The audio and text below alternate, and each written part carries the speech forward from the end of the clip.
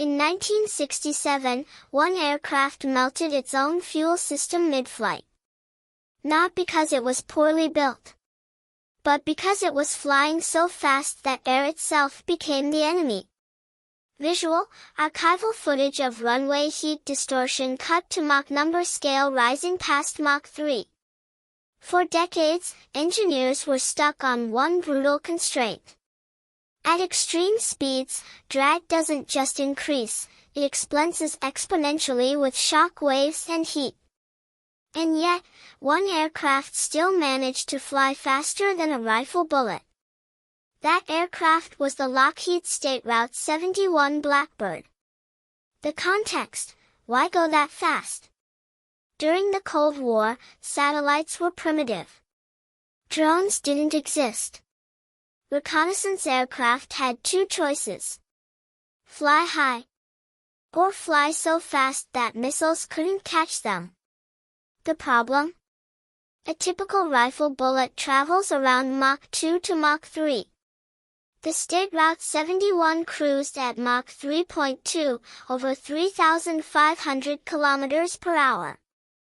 Visual, side-by-side comparison, bullet leaving rifle versus SR-71 at altitude.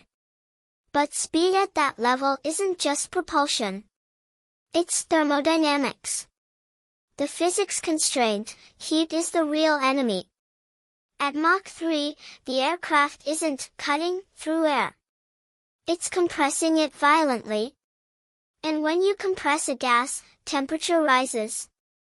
Visual, simple pressure-temperature diagram.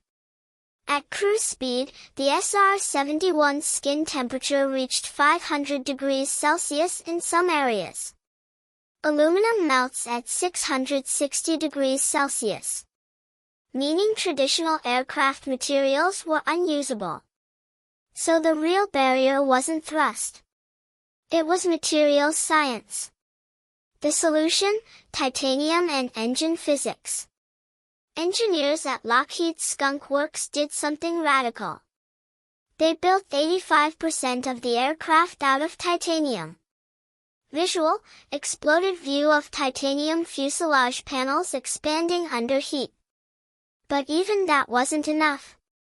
At Mach 3, a normal jet engine would choke on shockwaves.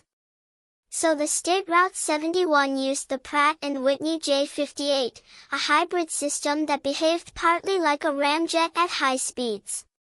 Above Mach 2.5, most of the thrust came not from the turbine, but from the afterburner and bypass airflow. In other words, the engine turned into a controlled explosion chamber. Visual, cross-section showing airflow bypassing the core into afterburner.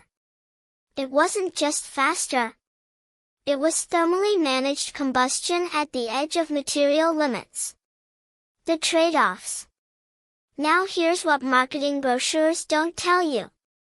The SR-71 leaked fuel on the ground. Intentionally.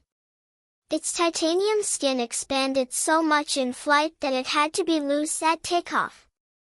It also burned specialized high flashpoint fuel because normal jet fuel would ignite from skin heat alone. And it cost an enormous amount to operate, far more than conventional aircraft. Speed came at the price of extreme maintenance, massive fuel consumption, limited mission flexibility. The verdict: yes, it was faster than a bullet. But only because engineers accepted heat, cost, and complexity as unavoidable trade-offs dictated by physics. Today, hypersonic vehicles push even further. But the core problem hasn't changed. At extreme speed, air becomes fire. And every aircraft must negotiate with thermodynamics. The SR-71 wasn't magic. It was a negotiation with nature. And for a brief moment in history, human engineering won.